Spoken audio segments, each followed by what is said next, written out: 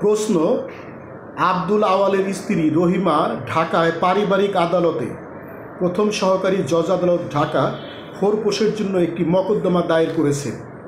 আব্দুল আওয়ালও বিবাহ বিচ্ছেদের জন্য দ্বিতীয় সহকারী জজ আদালত ঢাকায় একটি মকদ্দমা দায়ের করেছে।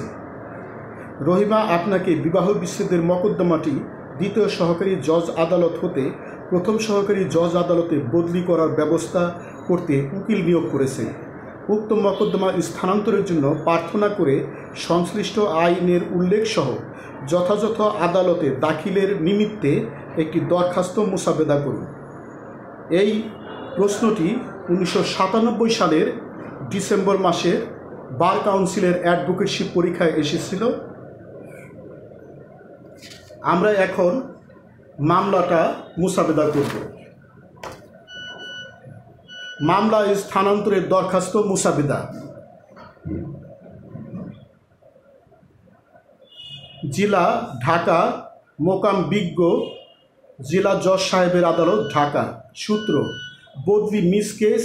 /97, পারিবারিক মকদ্দমা নম্বর ... /97। রহিমা দরখাস্তকারী বনাম আব্দুল আওয়াল, স্থায়ী ঠিকানা বর্তমান ঠিকানা, প্রতিপক্ষ আন্ডারলাইন। বিষয়, দেওয়ানি কার্যবিধি আইনের 24 ধারা মতে দ্বিতীয় সহকারী জজ আদালত হতে প্রথম সহকারী জজ আদালতে মামলা স্থানান্তরের দরখাস্ত।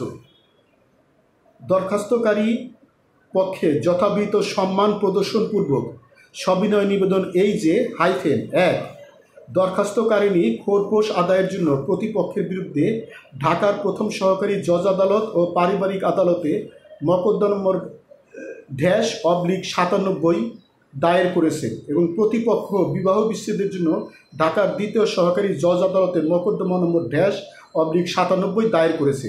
উভয় মকদ্দমা উভয় আদালতে বিচারাধীন রয়েছে।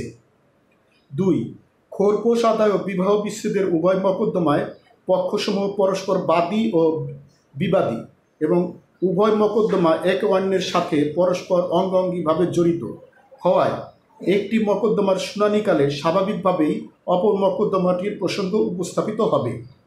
3, যেহেতু দরখাস্তকারিণী কর্তৃক দায়েরকৃত খোরপোশ আদায়ের মকদ্দমা নম্বর -97 প্রথম সহকারী জজ আদালতে এবং প্রতিপক্ষ কর্তৃক দায়েরকৃত বিবাহ বিচ্ছেদের মকদ্দমা নম্বর -97 দ্বিতীয় সহকারী জজ আদালতে বিচারাধীন আছে এবং উভয় মকদ্দমার বাদী বিবাদীকে একবার প্রথম সহকারী জজ আদালতে এবং আরেকবার দ্বিতীয় সহকারী জজ আদালতে হাজির দিতে হয় এবং যেহেতু উভয় মকদ্দমার রায় একত্রে না হওয়ার সম্ভাবনা রয়েছে এবং এর ফলে আদালতের মূল্যবান সময় ক্ষেপণ হবে, কাজেই ন্যায় বিচার ও এর স্বার্থে উভয় মকদ্দমা বাদিনীর প্রার্থিত মতে প্রথম সহকারী জজ ও পারিবারিক আদালতে একত্রে বিচার অনুষ্ঠান হওয়া একান্ত আবশ্যক। 4, যেহেতু দরখাস্তকারিণী একজন অধিকার বঞ্চিত মহিলা হওয়ায় একান্ত বাধ্য হয়ে খোরপোশ আদায়ের জন্য প্রথম সহকারী জজ আদালতে প্রতিপক্ষের বিরুদ্ধে মকদ্দমা দায়ের করেছে এবং তার বিরুদ্ধে দায়েরকৃত বিবাহ বিচ্ছেদের মকদ্দমা বিজ্ঞ দ্বিতীয় সহকারী জজ আদালতে যাওয়া তার পক্ষে অহেতুক হয়রানি অর্থ অপব্যয়ের সমান, কাজেই উভয় মকদ্দমার বিচার স্বাভাবিক ন্যায় বিচারের স্বার্থে বিজ্ঞ প্রথম সহকারী জজ আদালতে হওয়া একান্ত বাঞ্ছনীয়।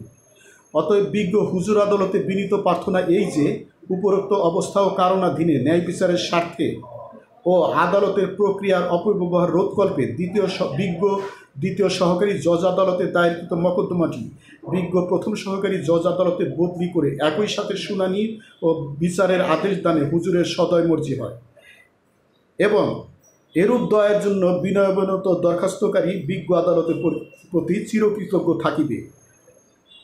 আরজ ইতি তান। সত্যপাঠ। অত্র দরখাস্তে উল্লিখিত সকল বর্ণনা আমার জ্ঞান ও বিশ্বাস মতে সত্য ও সঠিক অবগত হয়ে আমার নিযুক্তীয় বিজ্ঞ আইনজীবী মহোদয়ের চেম্বারে বসে নিজ নাম স্বাক্ষর করলাম। স্বাক্ষর তারিখ। লেকচার সমাপ্ত।